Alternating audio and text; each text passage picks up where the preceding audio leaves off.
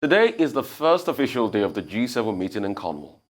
Although the summit is just only beginning, the event has already made headlines after Prime Minister Boris Johnson suggested that the group could donate 1 billion coronavirus vaccines to lesser developed countries. The summit is also Joe Biden's first trip abroad as President of the United States. Our correspondent on ground, John Cookson, takes a look at what we can expect in coming days. A bump of elbows in the so-called special relationship between Washington and London seems to be back on track as Joe and Jill Biden and Boris and Carrie Johnson meet for the first time. Despite political differences between Biden and Johnson, especially over Ireland post-Brexit, for the cameras at least it was all smiles as a crucial G7 meeting of world leaders gets underway today. This summit is all about tackling climate change and leading the global effort to recover from COVID, with reports the final communiqué will make 1 billion doses of vaccines available to the world's poorest, half of the vaccine from the US. This is a monumental commitment by the American people. As I said, we're a nation full of people who step up at times of need to help our fellow human beings, both at home and abroad. We're not perfect, but we step up. Well, we're not alone in this endeavor. That's the point I want to make. We're going to help lead the world out of this pandemic, working alongside our global partners. Under the UK chairmanship of the G7, democracies of the world are poised to deliver as well. To diminish the threat of climate change, Britain's heir to the throne believes this can only be achieved by involving the private sector. Unless we can actually unlock private sector resources, innovation and finance, with the public sector setting a framework of incentives and regulation, we just don't stand a chance of solving the existential crises we have engineered over the years. As you might expect, security here is exceptionally high profile, with 6,000 police officers on duty throughout the summit, most of them housed on this luxury liner that's been brought in for the job from Estonia. And the airspace above has been closed up to 10,000 feet. As national leaders and invited guests, including the President of the European Council, descend on Cornwall, they know this G7 summit could be a game changer, to which only history will be the judge. John Cookson, Arise News, Cornwall in England. All right, for more updates on the ongoing G7 summit in Cornwall, United Kingdom, we're now being joined by Arise correspondent John Cookson and Adefemi Akisonya. John and Adefemi, good to have both of you. I'll come to you first, John.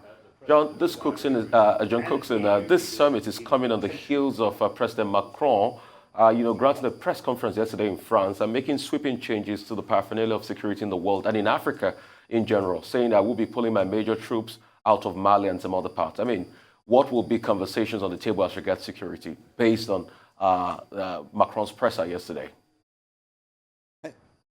Hugely important to him, to Joe Biden. Hey, good morning, guys. Great to be on the morning show. Well, yes, this was a major announcement by Macron yesterday to withdraw French troops from the Sahel. The Sahel, very much France's Vietnam. Macron's been trying to withdraw from there ever since French troops first went in, and a more multinational force will now tackle the problem of jihadism in the Sahel. Here in Cornwall, as you saw from my report, it's a bit of a loving, going on. We had Biden and Johnson and their wives walking on the beach and talking about unity and vaccinating the world, as you said in the intro, providing 1 billion vaccines throughout the world.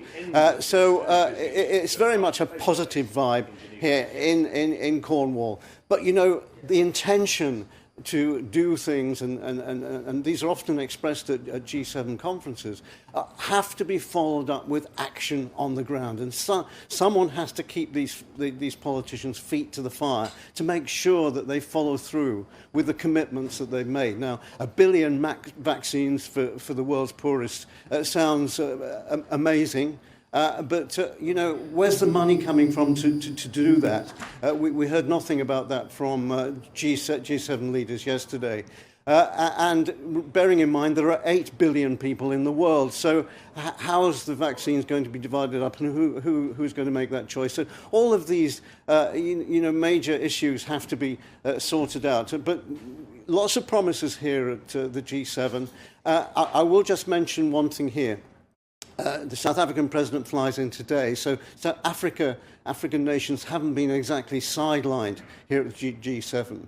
But Australia have been invited as guests, the South Koreans have been invited here. But how about inviting Nigeria, Kenya, other countries in Africa which suffer greatly because of global warming and, of course, of the virus? That would be, if I was king for the day, that's what I would say to Johnson. Get the African countries here. Guys? Well, John, great point there about, African countries also being given an observer side of the table. But I'd like to ask you, yesterday, the UK Prime Minister Boris Johnson met with President Joe Biden. Now, there was so much talk about the Atlantic Charter, which is to move forward the relationship between the two countries in terms of trade and other areas of partnership. Now, but the major concern is ahead of the G7 summit, there were talks about Northern Ireland, Brexit, and all of that. And the two leaders came out of that meeting and they downplayed the Brexit, the Northern Ireland Protocol. Well, two things. What do we know about the content of that Atlantic Charter Protocol?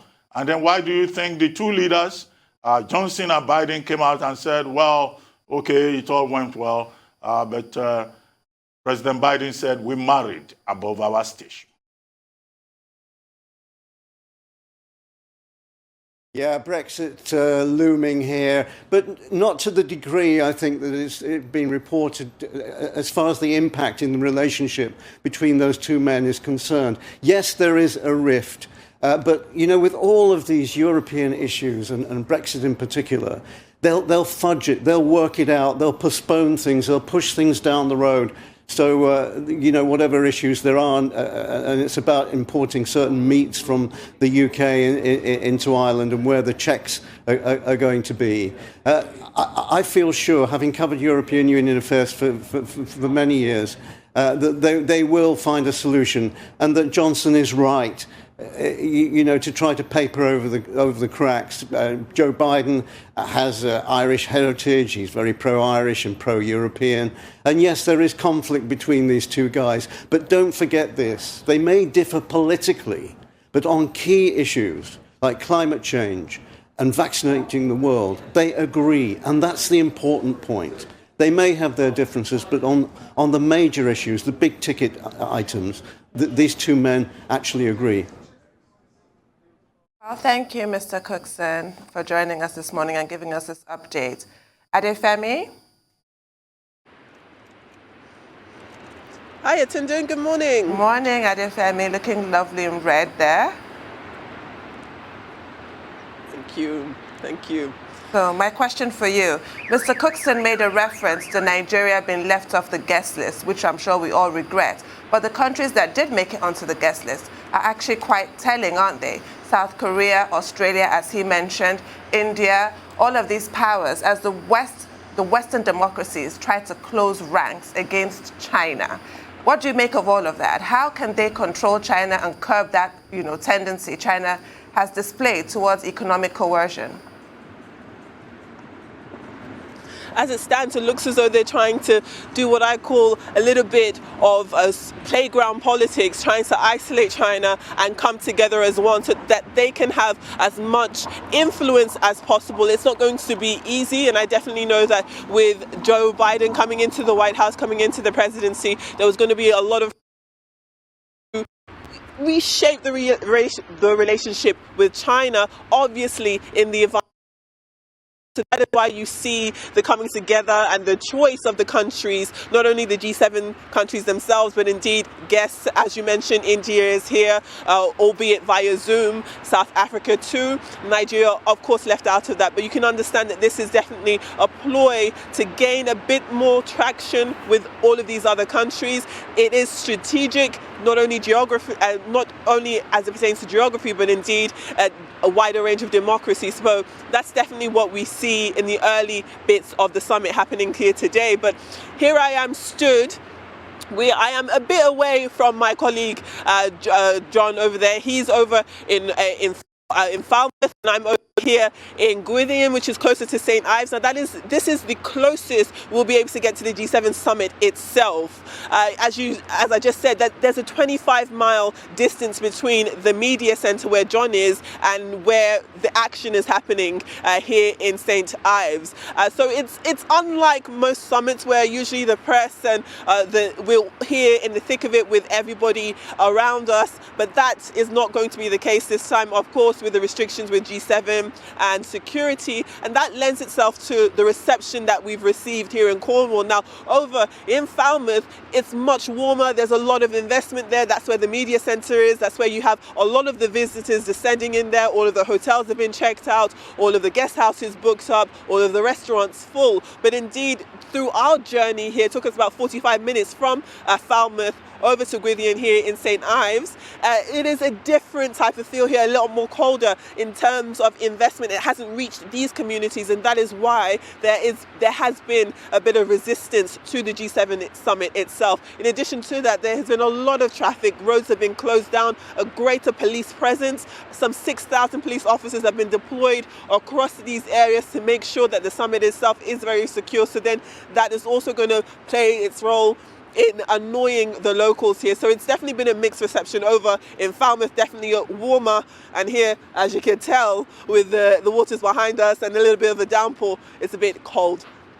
All right, Femi, I mean, Cornwall is known for very good cheese, Cornish cheese. I'm sure you've tried your hands out on that, and you've probably gone to the St. Ives gift shop to get stuff for yourself about Cornwall. But real quickly, I want to talk about this summit coming on the heels of the reduction in foreign aid by British government from 0.7% of their GDP to 0.5% of their GDP. I mean, that has taken a lot of backlash, and a lot of people are reacting, and the British government is saying it's a cost-cutting measure because of coronavirus pandemic. I mean, what have you been hearing as regards this?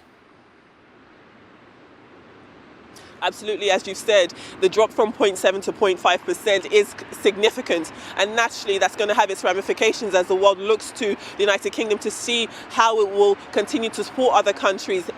The whole world is indeed having to ready itself and pick itself up from the fallout of the COVID-19 pandemic. So to hear the United Kingdom is going to be slashing its international aid spending, that is also going to worry a few countries and anger a few people right here in England. And that will rather play its role during the summit itself. We do know that ahead of the summit starting today, you had Boris Johnson and Joe Biden come together and talk. Now, the two men are very different when it comes to this type of politics, what with Joe Biden himself being, of course, a Democrat and Boris Johnson being more of a conservative. Their political ideas for how the countries that they are at the helm of should be run are, of course, different. But here they're having to come together. But with the United Kingdom, this cut in spending, that definitely looks at how the United Kingdom is planning to find its feet out of the hollows of the COVID-19 pandemic.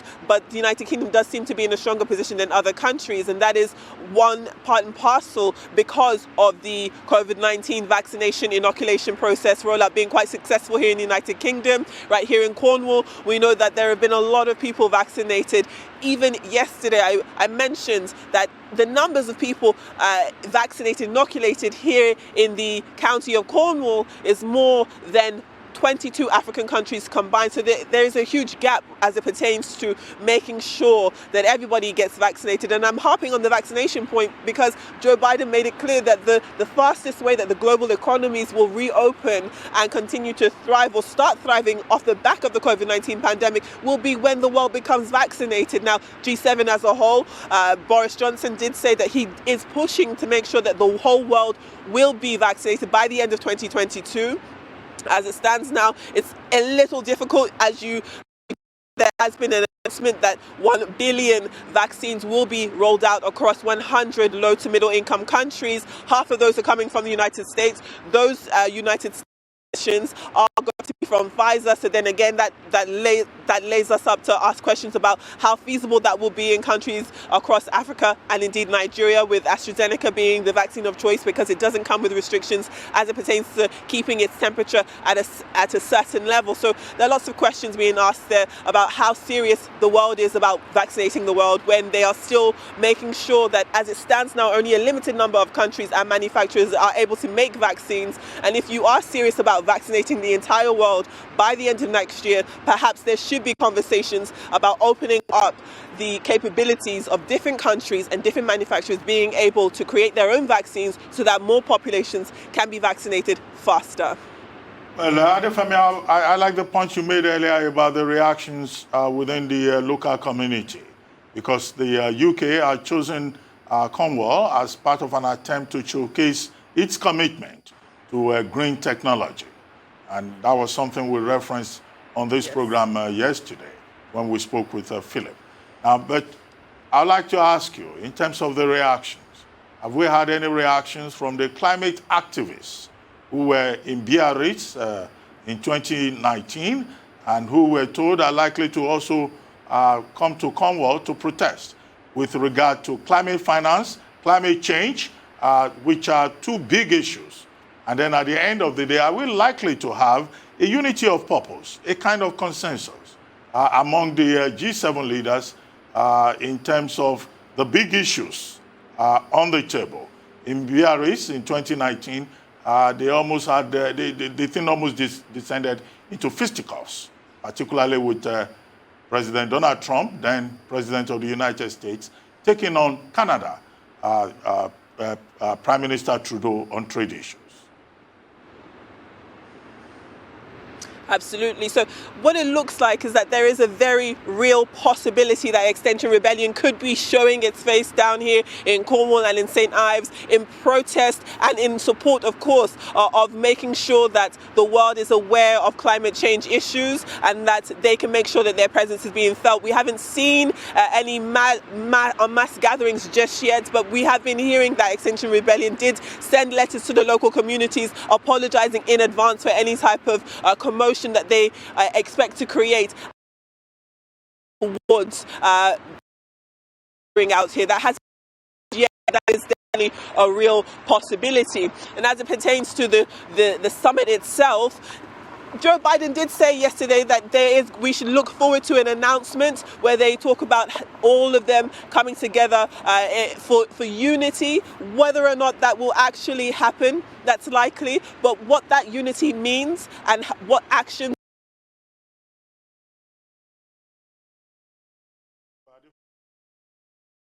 Lots of press conferences back and forth. We want to make sure that actually translates into tangible change. Otherwise, what are we doing here if it's just words and not actions? Let me reiterate the point you just made about what President Biden said. What he said in specific terms, to quote him, is that they will be making clear to Putin and to China that Europe and the United States are tight and that the G7 is gonna more or something like that. Gonna move, he said. Okay, thank you very much. All right. Thank you so much, Femi. Do stay safe and keep safe there. That's all on News Headline. We take a short break now. When we return, we'll have a trio of Rotus, Michael, Aaron Akerjola to give us updates on Africa, global business, and sports. Stay with us.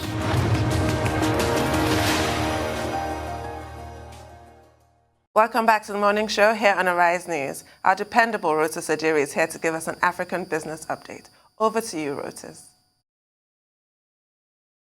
Good morning, Tundu. Good morning, Doctor. Good morning, Rufai. So the African Business Update, of course, is all about the incredible interview that was held yesterday with President Buhari, the exclusive interview on Arise News, and in particular, a number of things that the president said. First of all, he said that investments cannot come into this country if it is insecure. If insecurity is still raging through the nation. However, when you asked him about insecurity, I think it was one of the first questions you asked him, he pointed to the border closure as a sort of solution. He said we closed the borders and then went on to give some other answers about how they're addressing insecurity.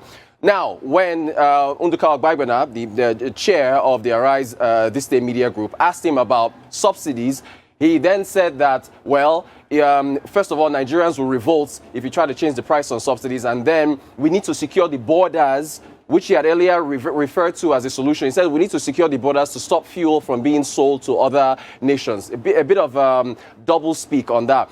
It needs to be remembered that border closure is the genesis of the accelerated inflation that we're seeing today. The accelerated double-digit inflation beginning in August of 2019 when the borders were closed. Till today, we haven't been given any particular reports to show that it actually worked.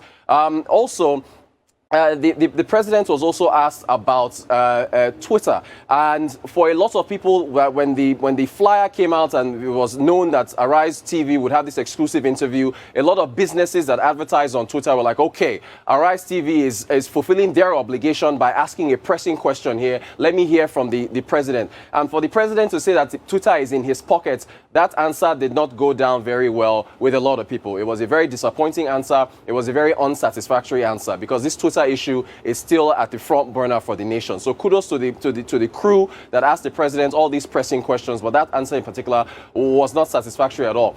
Also, speaking of Twitter, the Broadcasting Commission, the NBC, put out an advertorial that should be on your screen right now in the paper where they cited the Broadcasting Act, a section of the Broadcasting Act that says that the NBC is empowered to receive, process, and accept or reject applications for the ownership and operation of broadcasting mediums in Nigeria. That includes television and radio. But the Act also says any broadcasting medium. They now said that, therefore, as a result of that, any online broadcasting medium and social media companies are hereby ordered to apply for licenses with the NBC. I can imagine that legally is going to be challenged, because what is the definition of any online broadcasting medium? Does that include a YouTube vlogger? Does that include somebody who writes written blogs on, Dr. Obati is a writer. I mean, does that include, does Dr. Abakti have to now apply if he's as a writer on online mediums? What does that mean? So I imagine that that's going to be, the legal ramifications of that are going to be looked into.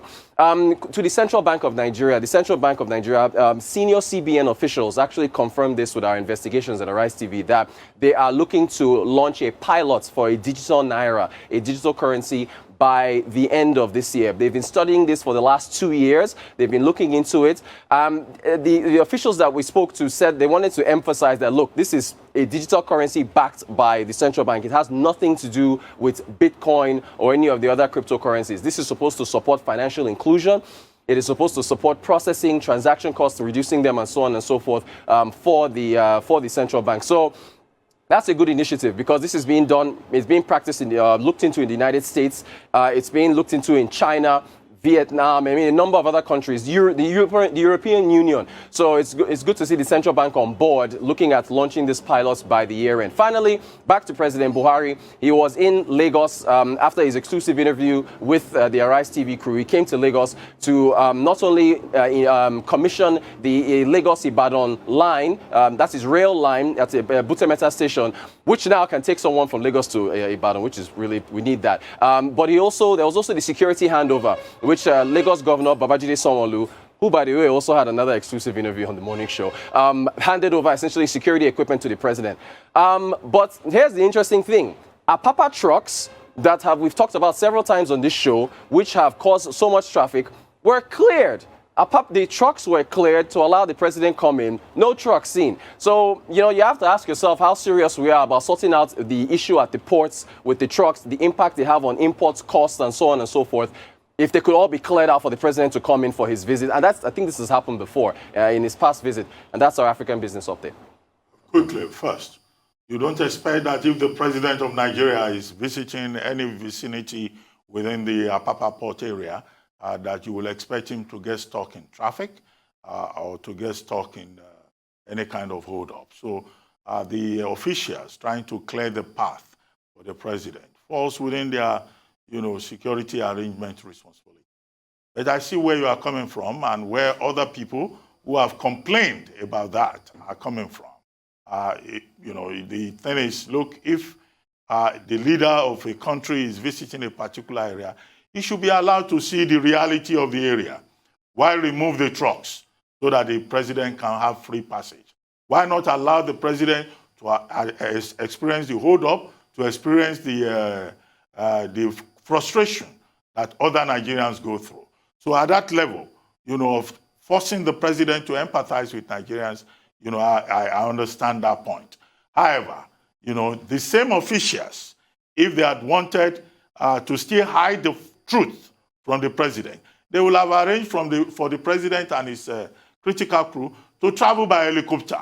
They will arrange an helicopter drop point in Apapa, and he will go there, and he will not see what is going on the roads of Nigeria. So this is part of the problem that we deal with. But I think that the clearance of the route points to another issue, which you may say is political, which you may say is not political, namely the suspension of Hadiza Bala Usman, who had been, the managing director, CEO of Nigerian Ports Authority.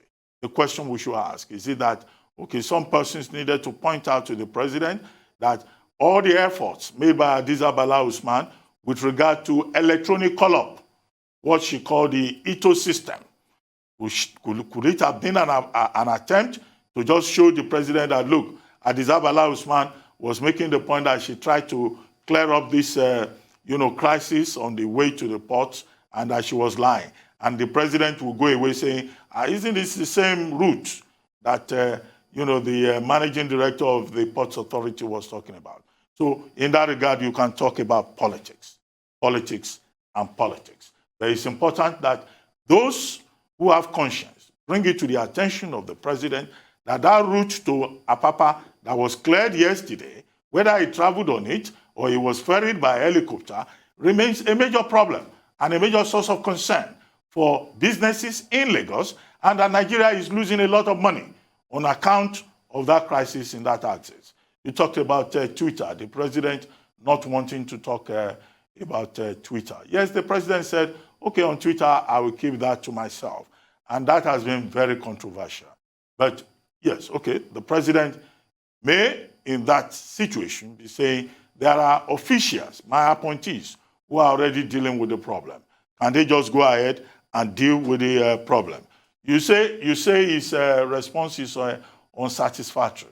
Well, we can interrogate that further. We have guests who will come on this program who will talk about that. However, I thought I should comment on the NBC, the Nigerian Broadcasting Corporation.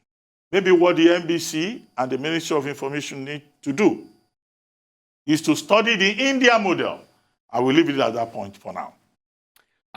Okay, Tuna, I thought you wanted to say. For me, the India model is not viable. It's bullying, it's treachery, it's Narendra Modi's government trying to launch out at social media. So it's not a viable model to study.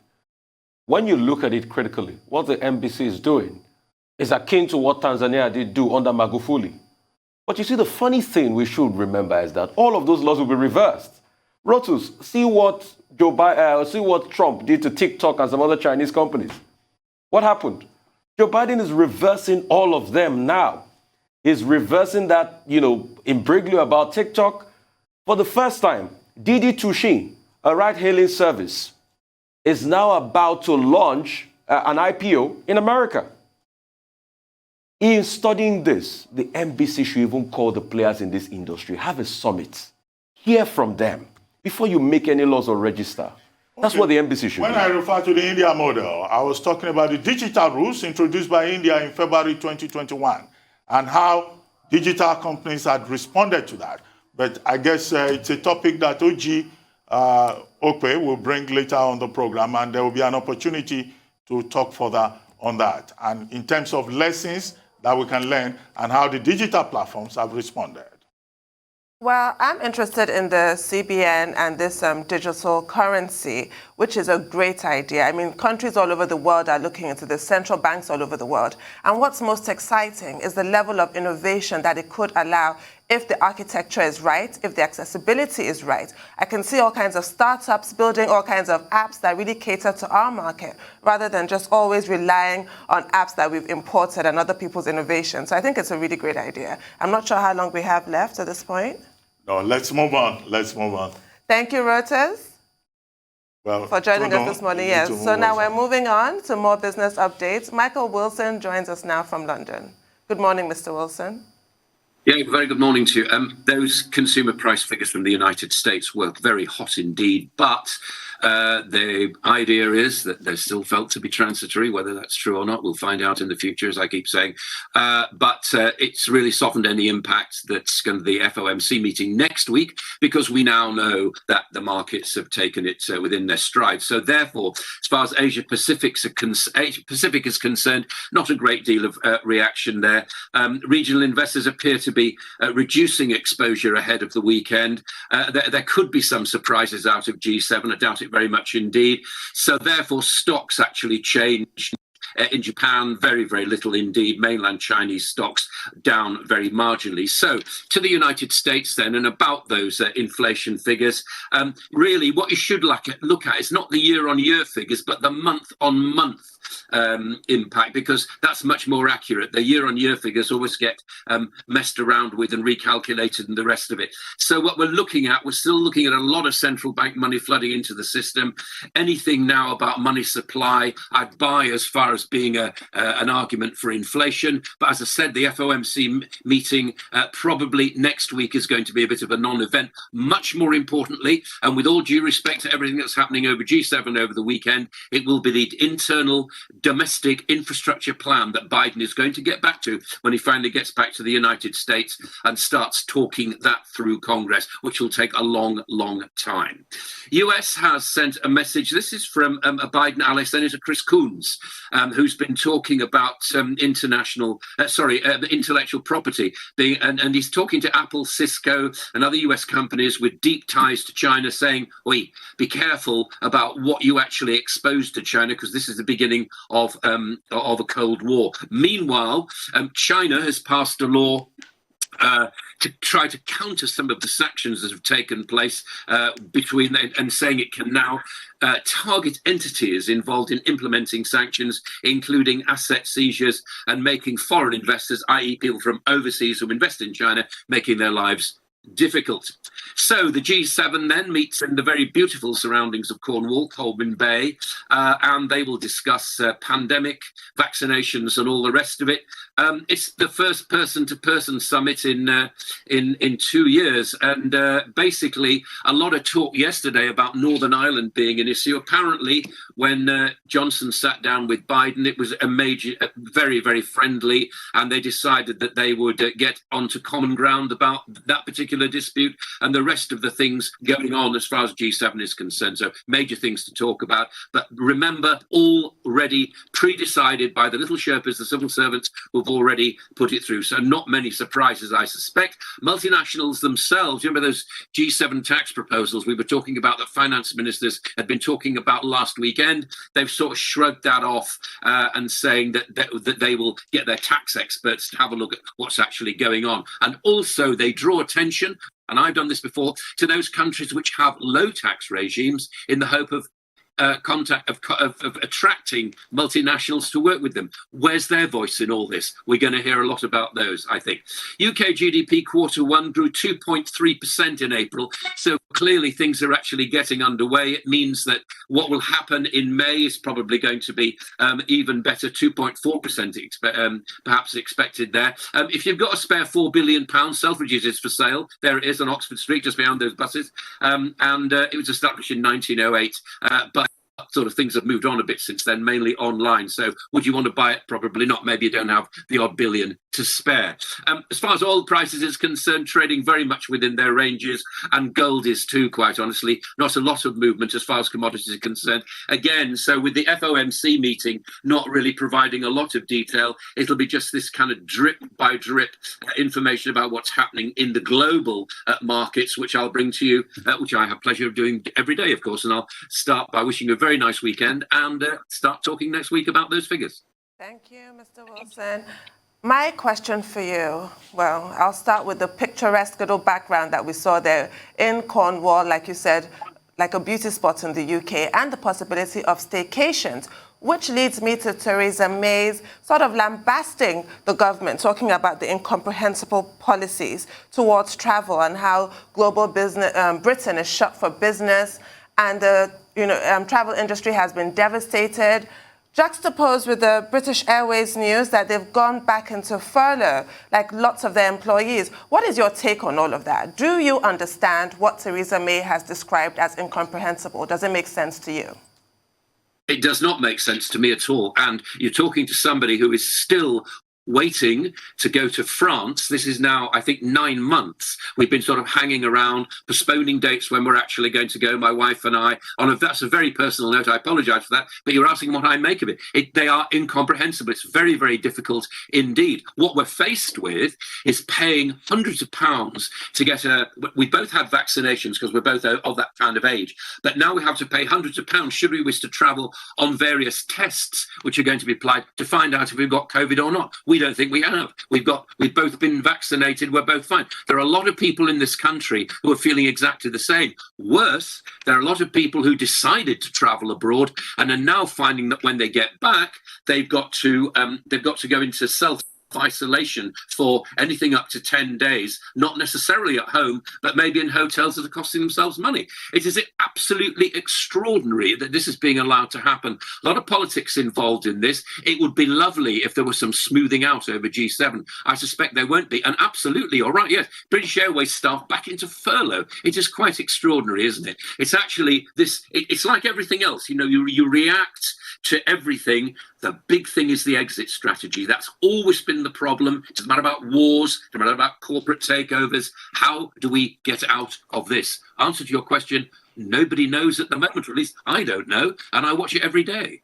Well, Mr. Wilson, yesterday I tried to take you up on the Northern Ireland Protocol, but I was in another studio and we had technical issues, but I didn't have the opportunity to get back to you. Maybe before the summit ends, we still have a chance to talk about it and the trading of blames. We don't have more time, so we need to move on.